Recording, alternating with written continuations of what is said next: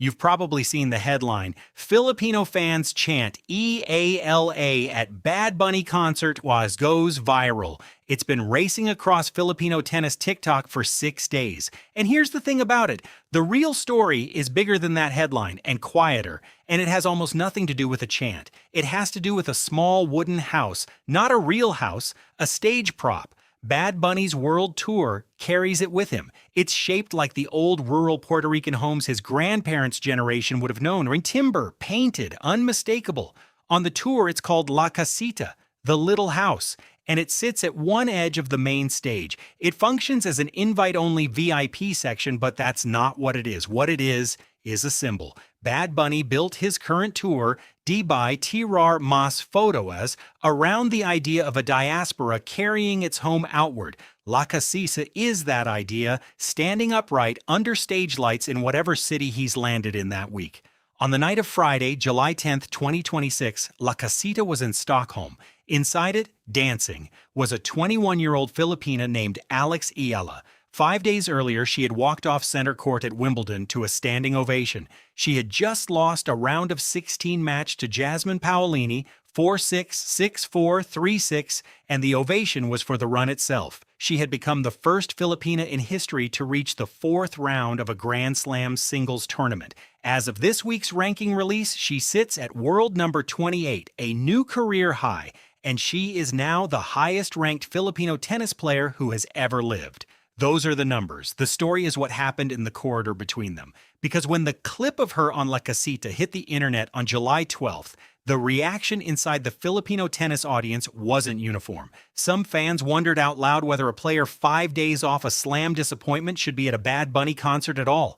There's a long, quiet strain in Filipino sports culture, inherited, not universal, but real, that treats non-training visibility as a warning sign. That says the correct posture after a loss is monastic.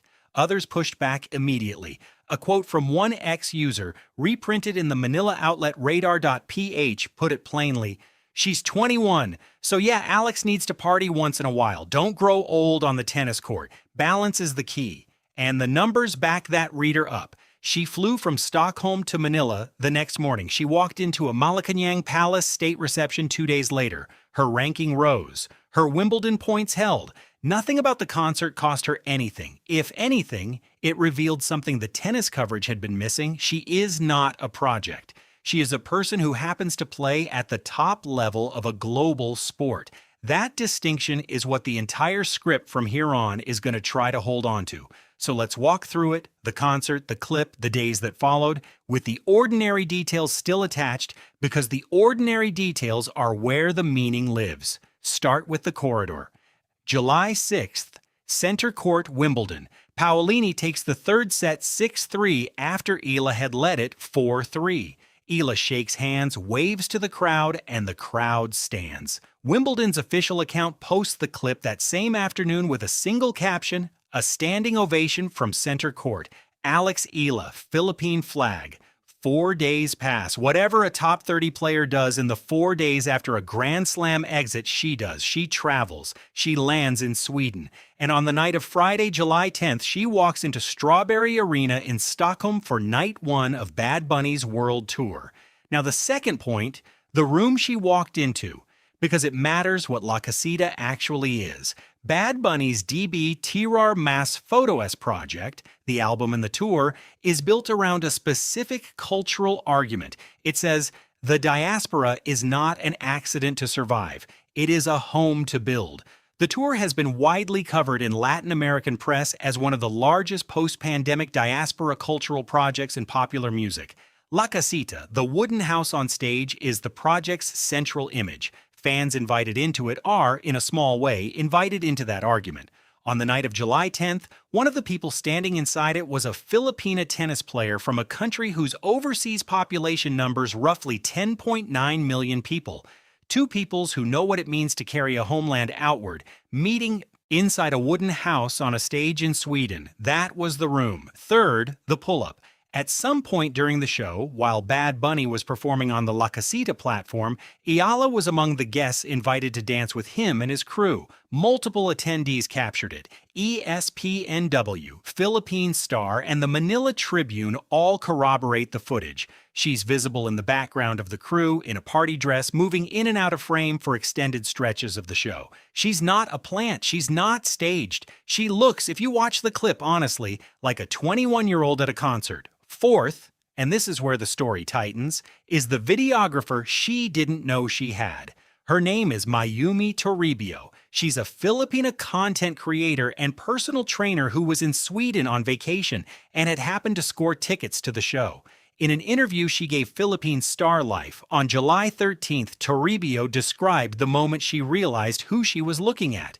At first I was joking, Sagu and Alex Eala look alike, because we're not used to seeing her in a party dress. She's always in tennis clothes or formal clothes. Then she recognized her. For someone who loves fashion, I was in awe of how she stood out in the crowd as this beautiful Filipina, dancing and having a great natural energy on stage. And since then, my lens never left her. And that's how, without either of them planning it, most of the footage that would circulate globally the next morning came to exist. Take a breath here, because this is the point where the story stops being about a concert and starts being about a person. The day after the concert, Alex Eala, WTA number 28, 1 week out of the Wimbledon round of 16, direct messaged Mayumi Toribio on Instagram to ask if she could use the clips. Toribio, in the same Philippine Star Life interview, described the tone of the message. She said it sounded like a friend from home. Her tone just sounded like a barkada, you know. It was warm and youthful. Barkada is a Tagalog word. It means group of close friends, chosen family, the crew you grew up with. And that's the whole story, that single word. Because everything after that moment, the trending clip, the homecoming at NAIA the next day, the presidential citation at Malacanang the day after that, the DC Open coming up in 2 weeks, everything downstream depended on the person still being that reachable, still being the kind of 21-year-old who DMs a stranger the morning after a concert and sounds like a friend. That is what the clip captured without knowing it was capturing it. She posted her own TikTok compilation later that day, stitched together with Toribio's shots. The caption was in Spanish. She trained her formative tennis years in Mallorca, so Spanish is functionally her third language. After English and Tagalog, she didn't translate it, she let it stand. Mientras uno está vivo, uno debe amar lo más que pueda. While one is alive, one must love as much as one can. She left it there, untranslated for whoever was ready to read it in whatever language they had. By the next day, July 12th, the clip had traveled. It surfaced on ESPNW's social feeds, on Cosmopolitan Philippines, on Latin American Bad Bunny fan pages, on Filipino tennis TikTok, on European entertainment pages tracking the tour. The Manila outlet Radar.ph captured the strangest part of the coincidence in a single sentence.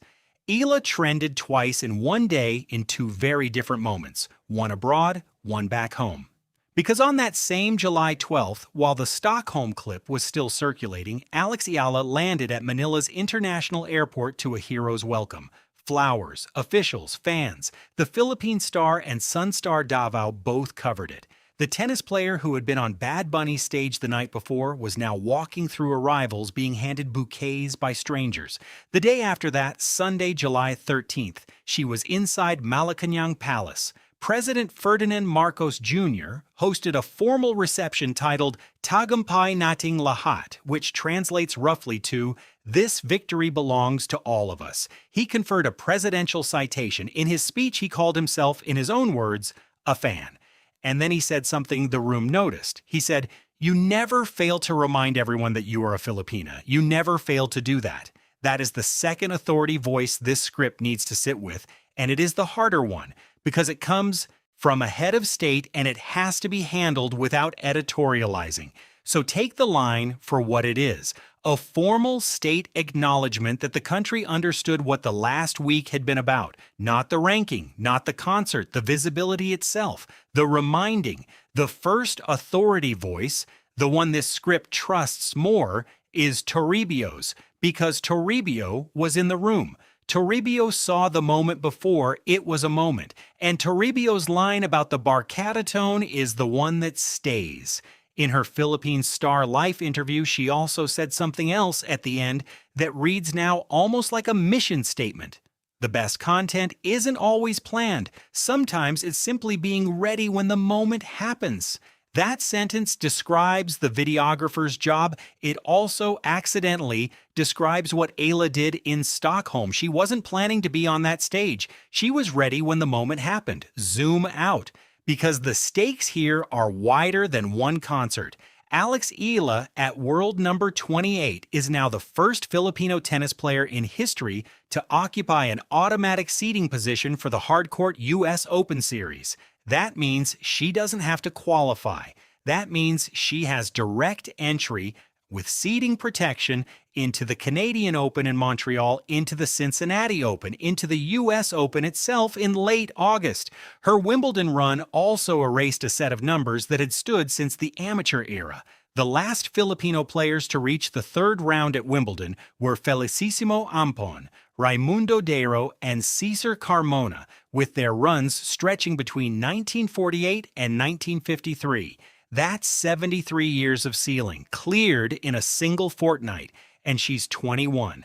That last detail is important, because whatever the ceiling was, she's still standing under it. She hasn't hit the top of anything yet. Her next confirmed appearance is the Mubadala City DC Open, a combined ATP WTA 500 event in Washington, D.C., running from July 27th through August 2nd. She's on the singles entry list. The WTA official tournament page lists her.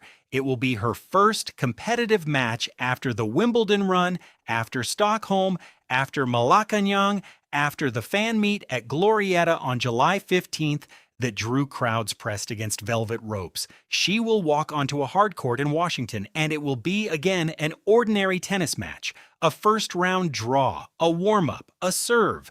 The rest of it, the concert, the citation, the flowers at arrivals, will be behind her, which brings the script back to the loss, because none of the last week erases the fact that she was up a break in the third set against Paolini and lost her serve at 4-3 to lose the last 3 games straight.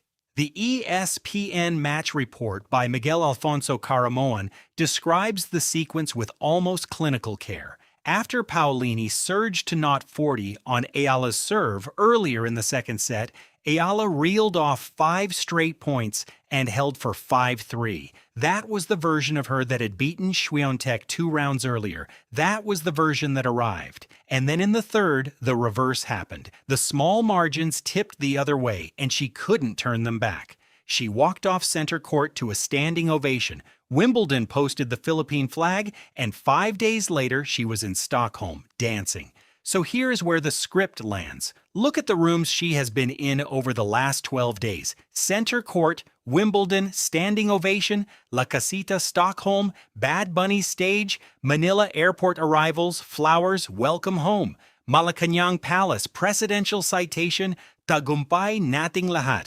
Glorieta Activity Center, fan meet, phones held up in every direction. And in 2 weeks, a hard court in Washington, D.C., under floodlights, no crowd chanting her name in Tagalog, no wooden house on the stage, just a court and an opponent and a serve. She is walking through rooms that no Filipino athlete before her has been invited into. And inside every one of those rooms, based on every verified account we have, she is still the same person who direct messages a stranger to ask if she can borrow their footage and does it in a tone that reads like a friend from home. Barcata, Toribio said. That word is doing more work in this story than any ranking number can. That's the room she's in now, not a number, not a title, a range. And she chose, in the caption she posted from all of it, not to translate. Mientras uno está vivo, uno debe amar lo más que pueda. While one is alive, one must love as much as one can. Leave it in Spanish. She did. If this is your first time on the channel, we cover the WTA Tour with the Filipino diaspora in mind. The wins, the losses, and the weeks like this one where the story lives in the rooms and not the results. Subscribe if you want the DC Open build-up next week, and tell us in the comments which of this week's rooms mattered most to you. We read everyone.